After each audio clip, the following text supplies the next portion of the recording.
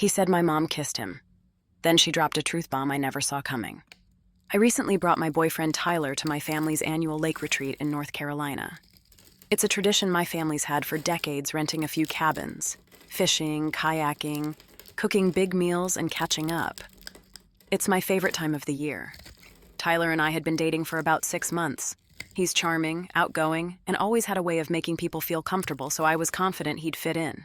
He'd already met my mom and younger cousins once over dinner, and everything seemed fine. No weird vibes, no red flags. The retreat started great. Everyone loved Tyler. My uncles were bonding with him over fishing, and my aunts were complimenting his manners. But as the weekend went on, I noticed Tyler getting weird. Distant, like we'd go on walks and he'd find reasons to stay back. He stopped holding my hand, barely made eye contact. I chalked it up to social burnout. He's an introvert, I thought. Maybe he just needs space. Then Saturday night came the big cookout. Everyone was prepping food, drinks were flowing, and someone put on an old family playlist.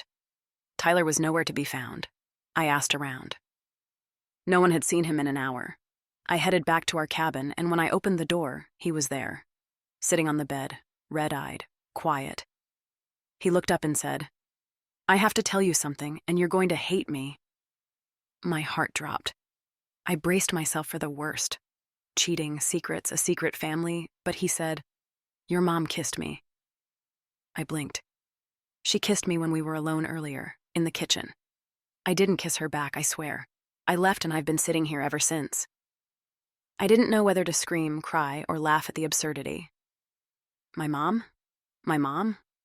So I marched across the cabins, found her by the fire pit, pulled her aside, and calmly asked, "Did you kiss Tyler?" She looked me dead in the eye, sighed, and said, "I did."